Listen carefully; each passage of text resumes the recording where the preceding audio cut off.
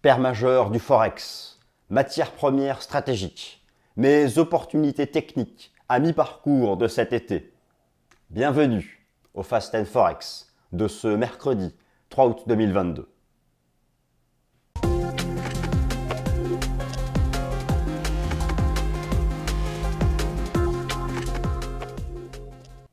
Alors chers amis, je suis très content de vous retrouver en ce premier mercredi du mois d'août pour faire un point plus classique sur ma sélection de paires de devises sur le marché des changes et sur ma sélection aussi de matières premières dites stratégiques. Car oui, il y a des timings techniques et je souhaite vous en parler.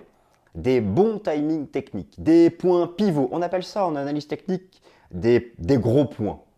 Au sein de la finance institutionnelle, même ceux qui ne travaillent pas l'analyse technique demandent souvent aux chartistes quels sont les gros points, les gros niveaux, les frontières chartistes. Eh bien, vous allez voir que ce soit le pétrole, le gaz naturel, le cuivre, vous allez voir, j'ai une opportunité sur le cuivre, l'euro-dollar, l'USD-yen, le GBP-USD, l'euro-GBP, tous présentent des gros points techniques qu'il faut identifier à un stade précoce pour préparer ces stratégies de trading.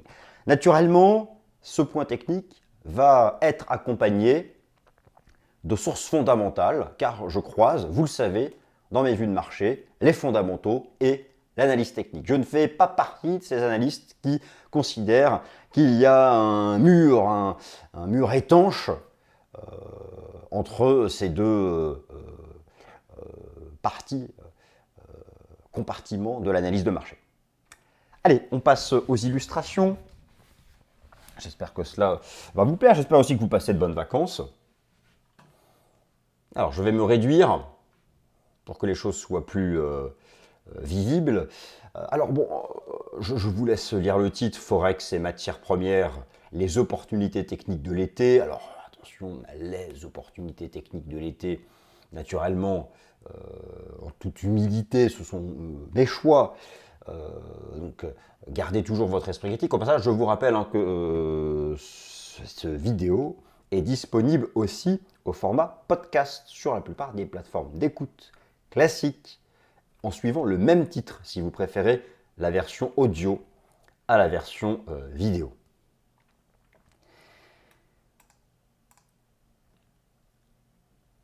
Mes meilleurs niveaux techniques du moment sur Forex et matières premières. En fait, il y a, si vous voulez, plusieurs éléments que je souhaite voir avec vous.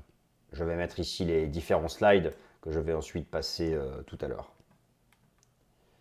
Il y a plusieurs éléments qui me semblent importants. La première question, elle est du côté du dollar américain. Sa tendance haussière, vous le savez, est le facteur technique dominant depuis plusieurs semaines. Cette tendance haussière du dollar américain a propulsé, a enfoncé le cours du Bitcoin, le cours des métaux précieux, un certain nombre de paires majeures en dollars. Cette tendance haussière a atteint des cibles techniques importantes. Il y a eu un retracement du dollar américain récemment. On constate tout de suite l'effet de rebond, par exemple, sur les métaux précieux. D'ailleurs, j'avais fait la semaine dernière dans le Fast and Forex une vidéo sur est-ce que l'or et l'argent étaient revenus sur des niveaux d'achat. Il s'agit en fait de niveaux techniques, de gros supports qui ont permis des rachats de short. J'y viens, c'est dans la deuxième partie de la vidéo, vous allez voir, ceci est intéressant. Bref, c'est une question importante. Une autre question est celle du yen, qui a cessé de baisser, qui est même en rebond. Rappelez-vous, la bourse, le yen rattrape son retard. C'est la seule banque centrale qui n'a pas relevé ses taux, qui reste en politique monétaire accommodante avec la Banque centrale de Chine. Mais voilà, l'inflation augmente maintenant au Japon. Viendra le tour aussi d'une banque centrale du Japon qui luttera contre l'inflation. Et le yen a déjà commencé à rebondir. C'est toujours cet aspect des choses d'une bourse en avance de 6 à 12 mois. Ça marche sur le marché action, ça marche encore mieux sur le marché des changes et des matières premières. Il faut toujours avoir ça en tête. Les matières premières, où en sont-elles? On va regarder l'analyse technique du CRB Index. Vous le connaissez, le CRB Index. Je vous avais proposé une analyse technique baissière dessus il y a 1 mois et demi qui a pleinement porté ses fruits. Un beau biseau ascendant chartiste. Maintenant, où en sommes-nous? Le pétrole qui est sur un niveau qui, s'il cède, on retourne à 75 $. Vous l'avez noté, la baisse du prix d'ailleurs de l'énergie, de l'essence à la station-service. Bon, voilà, tout ça. Alors, je me réduis après cette seconde introduction. Forex, matières premières, les opportunités techniques de l'été. Alors, on va commencer par un bilan annuel de la performance des monnaies majeures sur le Forex. On va d'ailleurs le faire tout de suite. Premier état des lieux. Vous avez sous les yeux la plateforme TradingView et donc un classement des monnaies majeures du marché d'échange en 2022. Un classement des monnaies majeures du marché d'échange, YTD ici. Alors au passage, petit tuto d'utilisation de TradingView. Lorsque vous cliquez sur Year to Date, ici, cela vous fixe le graphique en tenant compte donc de la performance entre aujourd'hui et le début de l'année. Sans ambiguïté, vous pouvez observer par vous-même qu'il n'y a qu'un leader et qu'un seul, le dollar. À quoi correspondent tous ces codes? Le DXY, c'est le code du dollar américain face à un panier de devises. CXY, c'est le dollar canadien face à un panier de devises. AXY, c'est le dollar australien face à un panier de devises. SXY, c'est le franc suisse face à un panier de devises. ZXY, vous le savez, qu'est-ce que c'est? Oui, bien joué, le dollar néo-zélandais face à un panier de devises, la livre sterling, l'euro et le yen. Alors, qu'est-ce que l'on remarque? Depuis la mi-juillet, une consolidation du dollar américain. Est-ce que cette consolidation est un point haut de long terme ou est-ce une consolidation comme nous pouvons observer ici qui participe à la construction haussière? Mais on va regarder l'analyse technique du DXY dans un instant. L'autre facteur que je relève, le yen qui a toujours été bon dernier parce que, et je l'ai expliqué chaque semaine dans le Fast and Forex, parce que la Banque centrale du Japon était la seule parmi les banques centrales occidentales à maintenir une politique monétaire accommodante, le yen a commencé à rebondir car l'USD yen avait atteint une résistance technique extrême et que viendra le tour d'une banque centrale du Japon au quiche, le marché est toujours dans l'anticipation, il ne faut plus vendre le yen.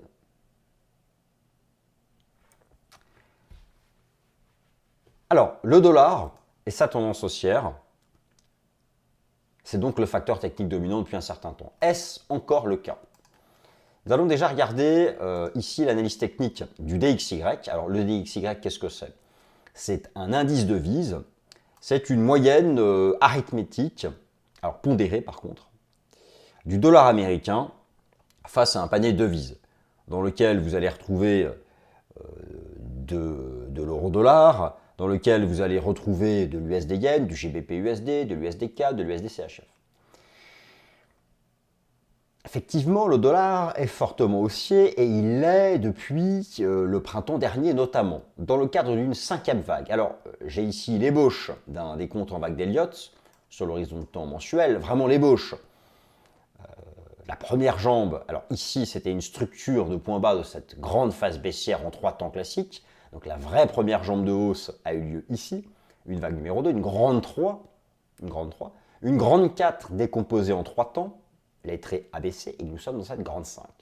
Ce que je relève, c'est que le point haut récent correspond à une extension usuelle de Fibonacci, à savoir 0,618 d'extension, alors c'est le nombre d'or moins 1, reporté au point bas de la 4.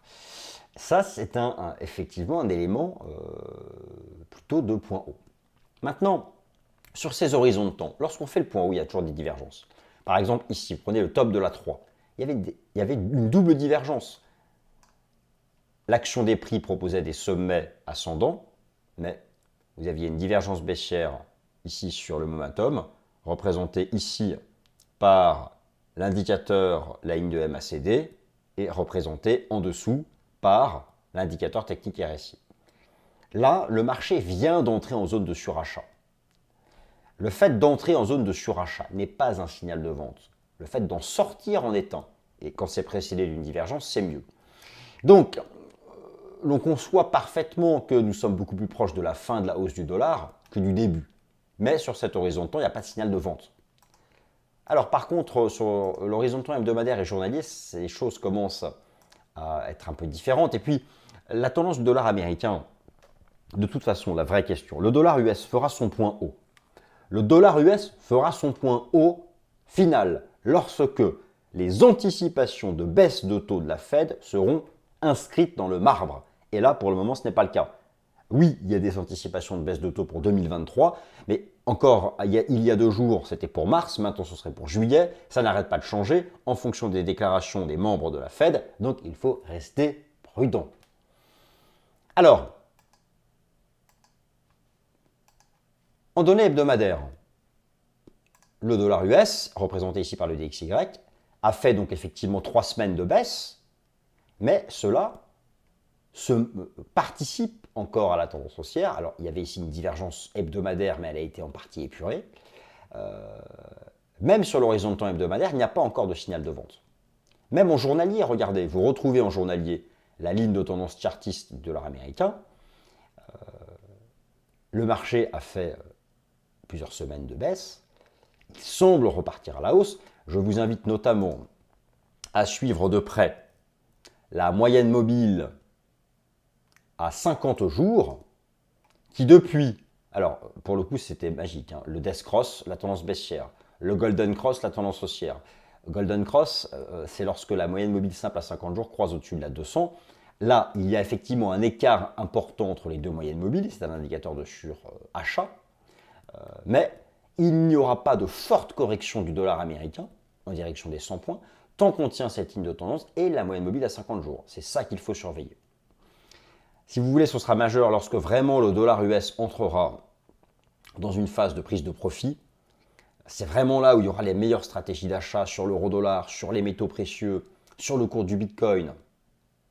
C'est pourquoi il faut suivre ça d'extrêmement près. Alors, d'ailleurs, les institutionnels sur l'euro-dollar restent majoritairement baissiers. Nous allons regarder ensemble le cours de l'euro-dollar et le rapport Commitment of Traders de la CFTC. Je suis ici sur le site de la Bourse de Chicago et vous avez ici ces données qui sont publiées une fois par semaine, extrêmement précises et publiques, du positionnement de différentes catégories d'investisseurs sur les contrats futurs et contrats d'options de toute une série de marchés. Alors moi, je suis allé dans le marché d'échange et chercher l'euro-dollar. Chercher donc l'euro-dollar. Alors, et donc les positions des traders institutionnels. On remarque par exemple, donc vous avez en bleu, l'histogramme bleu, les positions à l'achat, hein, ici les contrats futurs seulement, et en orange, les positions à la vente. On constate que les positions à la vente ont commencé à dépasser celles à l'achat vers mai 2021. Vers mai 2021. Comme par hasard, ce fut le point haut, avant la chute de plus de 2000 pips sur le cours de l'euro-dollar. Maintenant, où en sommes-nous? Eh bien, s'il y a eu récemment un rééquilibrage avec une augmentation des positions longues, on constate que les positions short restent dominantes. Je vais prendre plus de marge, revenir 3 ans en arrière. Par exemple, ce fut ici au printemps 2020 que les positions à l'achat avaient dépassé les positions à la vente chez les institutionnels. Je suis en catégorie leverage. C'était... Alors, je vais revenir. Voilà. C'était ici. L'amorce du point haut, au printemps 2020. L'amorce du point bas et l'amorce de la tendance haussière. Donc, je vous ai résumé ça. Ici, j'ai représenté sur ce graphique les données du rapport Commitment of Traders, ici, sur le cours de l'euro-dollar. Eh bien, vous avez donc ici la courbe du positionnement net sur les contrats futurs euro-dollar et les contrats d'options euro-dollar. Et effectivement, il reste sous zéro. Or, l'on conçoit bien qu'à long terme, à chaque fois qu'il cassait zéro, donc si la position nette est inférieure à zéro, c'est qu'il y a plus de positions à la vente que de positions à l'achat, puisque la position nette, c'est la différence entre les deux. À chaque fois que ça dépassait zéro, c'était la tendance haussière. Et voilà, vous voyez le raisonnement. Bon. Donc, l'euro-dollar reste en fait, ce qu'il faut retenir de tout mon laïus, c'est que l'euro-dollar reste baissier sous 1,0350.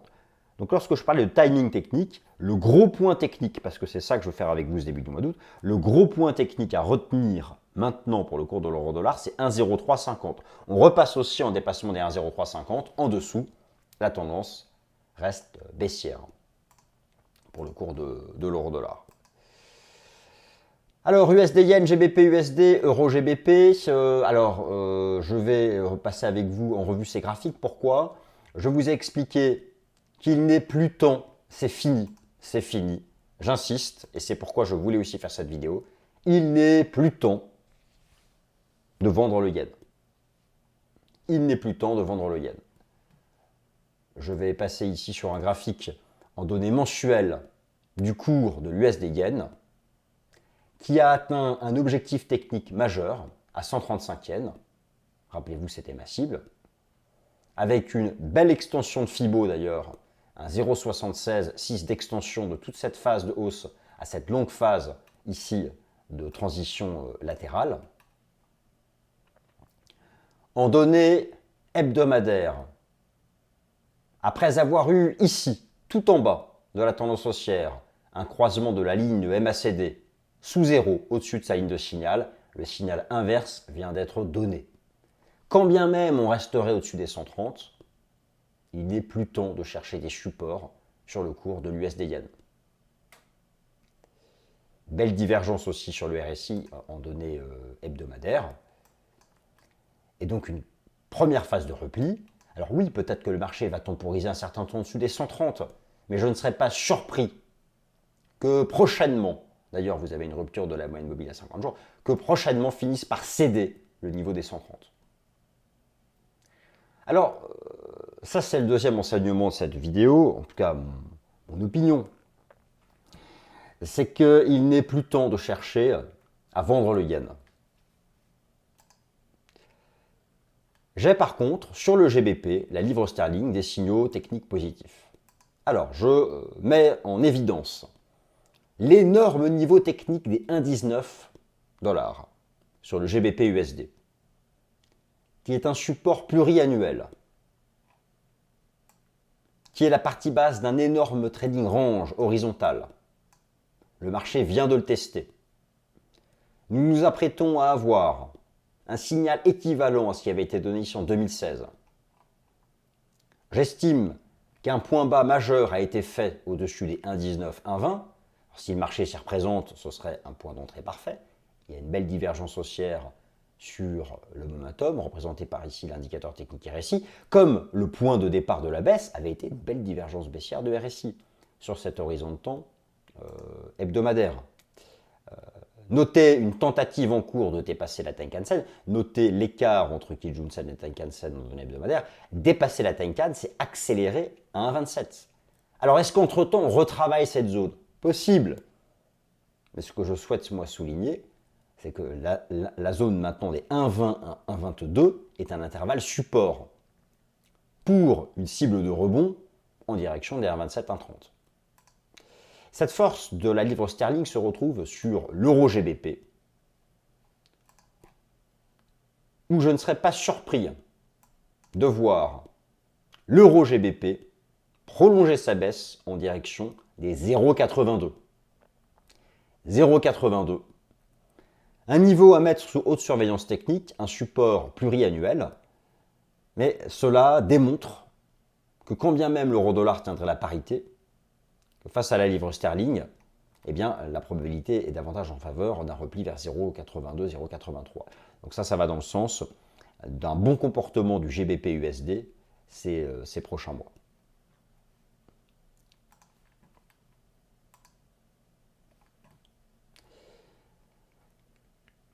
Alors, chers amis, n'oubliez pas, avant de passer aux matières premières, et puis je vais notamment commencer par le CRB Index, n'oubliez pas le facteur technique dominant de la semaine. Le facteur technique dominant de la semaine, c'est la publication ce vendredi du rapport NFP aux États-Unis, le rapport Non-Farm Payrolls, le rapport sur le marché du travail US. Ce qui compte dans ce débat de savoir si l'économie américaine est en récession, c'est l'évolution du taux de chômage aux États-Unis. Comment savoir, comment, d'un point de vue des fondamentaux, envisager la suite pour le dollar américain? Le dollar américain fera son point haut, certes, s'il y a des patterns techniques de renversement baissier, mais surtout, le dollar américain fera son point haut dès lors qu'il sera acté d'un changement de trajectoire de politique monétaire de la Réserve fédérale des États-Unis. Vous connaissez ce site, le CME Fed Watch Tool, j'utilise souvent pour vous montrer les anticipations de politique monétaire quant au cycle des taux d'intérêt de la Réserve fédérale des États-Unis.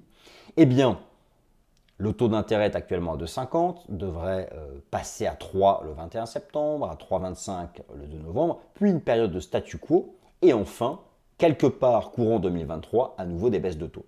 Alors en début de semaine, les anticipations de baisse de taux étaient plus agressives en termes de timing, mais en fait tout est là. Tout est là. Le marché commence à s'interroger sur une inflexion monétaire accommodante de la Fed. C'est à ce moment-là que le dollar US, que le DXY fera pour de bon son point bas, avec des effets haussiers sur l'euro-dollar, sur les métaux précieux, et baissiers sur l'USD-Yen, et haussiers sur le GBP-USD. C'est donc ça qu'il faut vraiment surveiller. Et donc, cette semaine, le marché attend la publication du rapport NFP aux États-Unis, et dans ce rapport Non-Farm Payroll pour NFP, il y a la dimension du taux de chômage, actuellement stable à 3,6% de la population active. Vous l'avez ici représenté en histogramme et je vous l'ai représenté ici sur un graphique TradingView. Et effectivement, on voit que si j'ai reporté ici avec les lignes verticales les 4 dernières grandes récessions, à chaque fois que nous étions vraiment en récession, il y avait une augmentation du taux de chômage. Dans ce cas de figure-là, la Fed changerait sa trajectoire, le dollar US repasserait baissier. Mais dans le cas contraire, non. Sa priorité restera de lutter contre l'inflation et si c'est le cas, cela continuera de soutenir le dollar américain.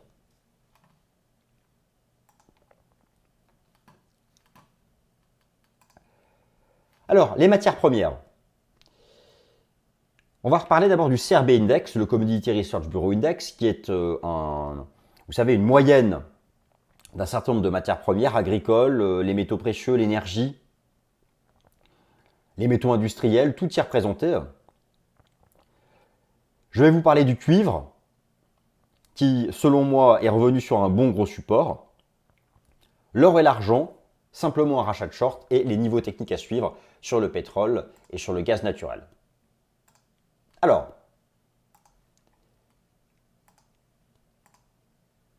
le CRB Index. Rappelez-vous, c'était à la fin du mois de juin, même à la fin du mois de mai, où je vous ai proposé cette lecture technique d'une structure en biseau ascendant, ici, sur la représentation graphique en données hebdomadaires du CRB Index. Effectivement, le marché en est sorti par le bas, et il y avait notamment sur la ligne de MACD un contre-signal venant neutraliser le signal haussier qui avait été donné ici en juin 2020. Alors là, on stabilise maintenant sur la moyenne mobile à 30 semaines, mais moi j'estime vraiment, déjà on peut noter l'efficacité de cette pattern. En données journalières, après le Golden Cross, alors il y avait ici à l'époque, en février 2020, un Death Cross, MM50 sous MM200, puis un Golden Cross MM50 au-dessus des MM200 devant le bas, et là, il n'y a pas encore de Death Cross, mais la pente de la MM50 a changé, et je m'attends à quelque chose de latéral dans cet intervalle. Donc plutôt, toujours un biais correctif sur la plupart des matières premières d'ici la fin de l'année.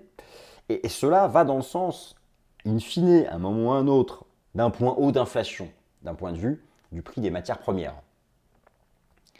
Alors, premier niveau technique important, le cuivre. Oui, il faut maintenant s'intéresser au cuivre. C'est le métal industriel par excellence. Il est revenu sur un énorme niveau d'achat. Après avoir donné un signal de vente en février, suite à un bull trap, et vous connaissez le principe, lorsqu'on sort par le haut d'une pattern et qu'on la réintègre, c'est le contre-pied baissier. Au minimum, on revient au point bas de la figure, ça a été fait. On est même sorti par le bas. La phase de baisse me semble terminée, avec une belle réaction sur ce niveau horizontal qui était l'ancien record historique et qui avait été dépassé. Ici, en novembre 2020, c'était l'annonce des vaccins. Le cuivre, C'est un métal industriel extrêmement consommé qui représente aussi l'activité manufacturière en Chine. Et lorsque vous regardez le PMI manufacturier de la Chine, après les épisodes de confinement, de politique de zéro Covid, le pays repart et la lecture des PMI chinois a rebondi et redépasse le niveau des 50, est à nouveau en zone d'expansion. Je pense que cela va dans le sens de la tenue de ce support. Et j'estime que si le marché devait travailler la zone des 3,30, 3,40, cela est une opportunité technique d'achat pour la fin de l'année. Ici sur les cuivres. En fait, parmi tous les métaux que j'ai regardés, c'est vraiment là où je pense qu'on est revenu sur un gros niveau moyen terme. Alors maintenant, pour les métaux précieux, il ne faut pas se laisser impressionner par ce que fait l'or et l'argent. Alors, j'en ai parlé la semaine dernière. L'or et l'argent ont rebondi sur les gros niveaux techniques. Il s'agit d'abord d'un processus de rachat de short. Je vais ici revenir sur le site de la Bourse de Chicago en allant chercher les informations institutionnelles sur les métaux précieux. Vous allez voir en fait ce qui s'est passé. Voilà, je vais mettre les informations du côté des monnaies managers. On va mettre ça sur la dernière année. Voilà. Il y a eu depuis le printemps une augmentation substantielle des positions de trading à la vente des institutionnels sur l'or et l'argent. Ici, ce sont les informations sur le contrat futur or, en lien avec le rebond du dollar et puis avec les pressions baissières sur l'or que j'ai décrites la semaine dernière. Rebond important la semaine dernière, pourquoi? Parce que oui, le marché est revenu dans le bas d'un range. Ce trading range, rappelez-vous, il y a deux hypothèses sur l'or. Soit c'est un double top majeur à 2075, on casse la ligne de coup et on retombe minimum à 1522 $, qui était ici à l'époque le niveau de décrochage baissier. Dans le meilleur des cas, cela reste un rectangle entre 1675 et 1920. Ce que je veux signifier aujourd'hui, c'est que le rebond sur 1675 n'est pour moi qu'une réaction épisodique du fait de la consolidation à court terme qu'il y a eu sur le dollar américain et surtout de positions vendeuses qui étaient devenues majoritaires et à un moment donné, elles ont été encaissées en partie. En partie. Les données s'actualiseront en fin de semaine. Donc prudence. Prudence sur l'or et l'argent, après ce qui est simplement un rachat de short, ne permettant pas de trancher entre le rectangle 1675-1920 ou le double top à 2075. Et c'est la même histoire pour le cours de l'argent qui a réagi après avoir bien corrigé sur un énorme niveau technique horizontal, le niveau des 18,50, qui est un pivot chartiste de très long terme, un processus de rachat de short, mais le marché peut revenir travailler la zone. Donc prudence.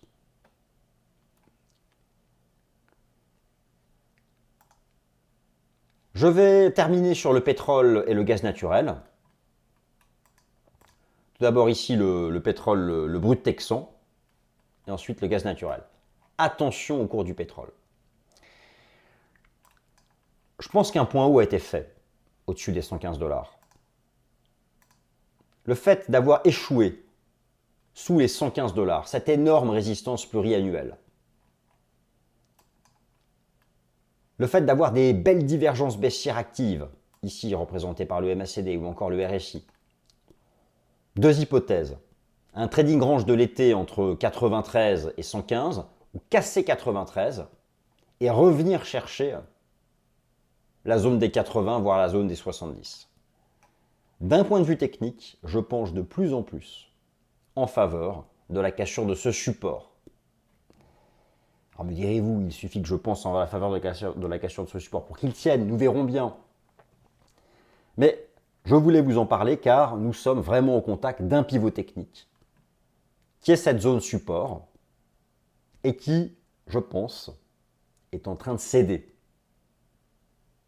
Attention donc, et c'est finalement une bonne nouvelle pour nous consommateurs, à la poursuite de la correction du prix du pétrole en direction des 80 $.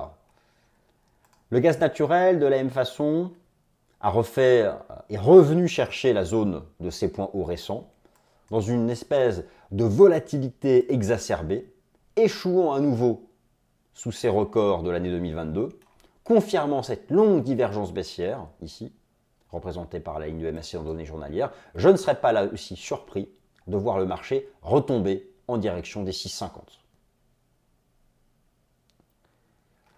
Donc au sein de l'ensemble de ces matières premières industrielles, pétrole, gaz naturel, cuivre, je pense que c'est vraiment le cuivre qui me semble être revenu sur une zone support intéressante. Voilà, chers amis. Bien écoutez, ainsi s'achève le Fast and Forex de ce mercredi 3 août 2022. J'espère qu'il vous a plu. Et puis, ouais, voilà. Passez une excellente fin de semaine. Merci à toutes et à tous.